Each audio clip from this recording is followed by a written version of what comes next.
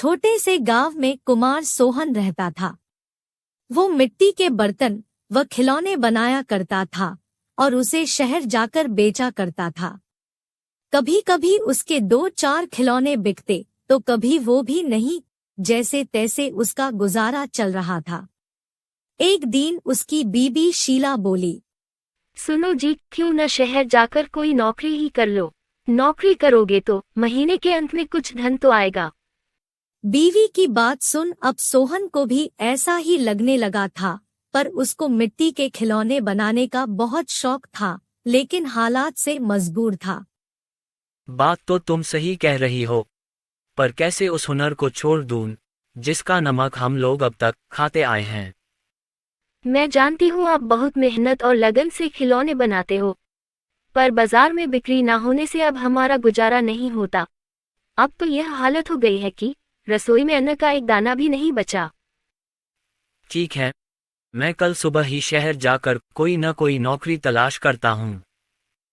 अगले दिन वो शहर के लिए रवाना हो गया और एक व्यापारी के पास वह नौकरी करने लगा। सोहन वहां नौकरी करता तो जरूर था, पर उसका मन अभी भी अपने चाक और मिट्टी के खिलौनों में ही रहता था। समय बीतता गया।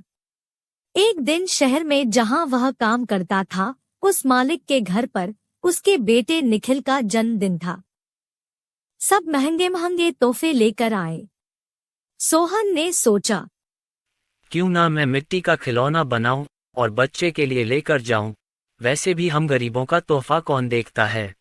यह सोचकर वह मिट्टी का खिलौना बनाया और बनाकर जन्मदिन पर ले गया।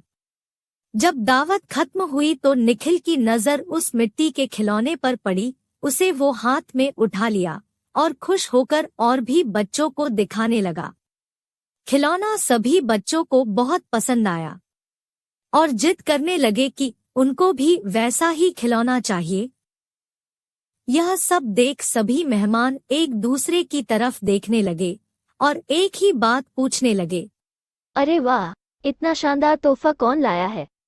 इतना महंगा तोहफा ये किसने लाया होगा? ये खिलौना तो शायद आपका नौकर सोहन लाया है। इतना सुनते ही सब हैरान हो गए। सभी एक दूसरे का चेहरा देखने लगे। तभी मालिक बोला, सोहन तो बहुत गरीब है, इतना महंगा खिलौना कहाँ से ला सकता है? हाँ, मैंने देखा है, ये खिलौना सोहन ही लाया है। ठीक है, सोहन को बुलाओ, उससे पूछो कि ये खिलौना वह कहाँ से खरीदा है। वहाँ सोहन आता है और सब उसी के तरफ देखते हैं। वह माहौल देखकर हैरान हो जाता है। मुझसे क्या गलती हुई, सब मुझे ही घूर रहे हैं। शायद मेरा खिलौना निखिल को पसंद नहीं आया होगा और बच्चों के सामने वो अपमानित होगा। कोई बात नहीं, मैं माफी मांग लूंगा। मालिक, क्या आपने मुझे बुलाया? हाँ सोहन, क्या यह खिलौना तुमने दिया है? हाँ मालिक। तुम यह खिलौना कहाँ से लेकर आए हो और इतना महंगा तोहफा तुम लाए कैसे? इतना सुन सोहन मन ही मन खुश होता है और मुस्कुराते हुए बोलता है, माफ कीजिएगा मालिक, ये कोई महंगा तोहफा नहीं है, यह मैंने खुद बनाया है। गांव में यही खिलौना बनाकर मैं अपने परिवार का गुजारा करता था, लेकिन इससे अब घर नहीं चलता, इसलिए आपके यहाँ नौकरी करने आया हूँ। अरे वाह, तुम क्या अभी है खिलौना बना सकते हो? और सभी बच्चे को तुम्हारा खिलौना बहुत पसंद आया है, इन्हें भी ऐसा ही खिलौना चाहिए। सोहन खुश होकर बोला, हाँ मालिक, बिल्कुल बना सकता हूँ। जब कल मैं आऊँगा तो खिलौना बनाकर लेते आऊँगा।